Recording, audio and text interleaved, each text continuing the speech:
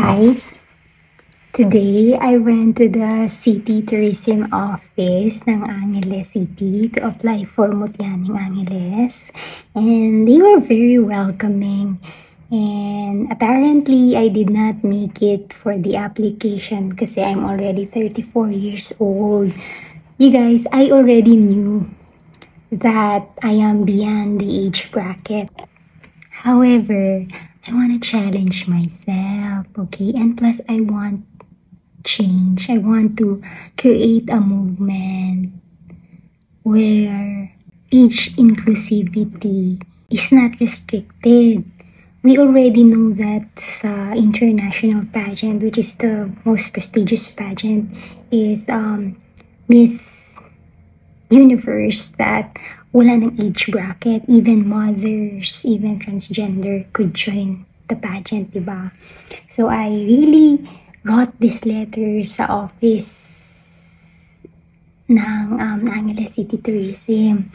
And this is what I wrote. I just want to share to you. Sabi ko, it's designated Angeles City Tourism Office. It's a letter of intent joining Mutyaning Angeles 2025. Dear Mutyaning Angeles Organizing Committee, change always begins with one brave choice, and Angeles City can be the first in Pampanga to lead it. Age should not be a barrier to representing these ideals. I want to show that confidence, experience, and passion for community aren't limited by age. By participating, I hope to inspire other women to embrace their own journeys at any stage of life. This is more than one woman asking for an opportunity.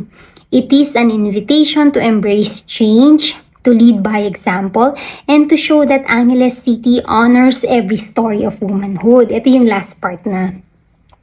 And what an honor it would be for Angeles to be the first city in Pampanga to initiate this shift, to pioneer inclusivity, to start a new standard of empowerment, and to inspire other towns and provinces to follow.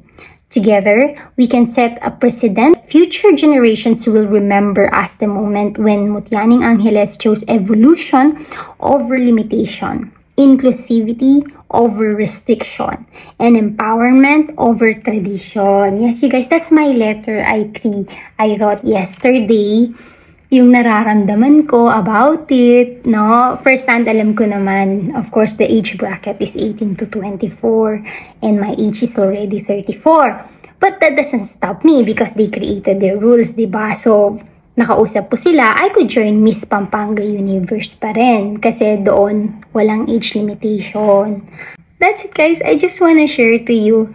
It's nice to have this experience.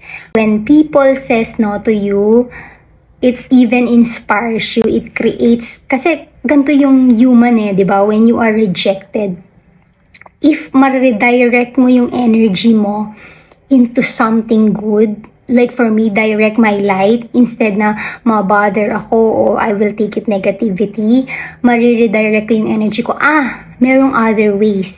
I could join Miss Pampanga Universe. Doon pwede ako kasi walang age limitation. Kahit mami ka, kahit transgender ka, you could join, okay? Sayang naman kasi, diba? Very Filipino beauty tayo, very witty, very intelligent, diba? Very talented. So, sayang kung hindi natin nagagamit, right?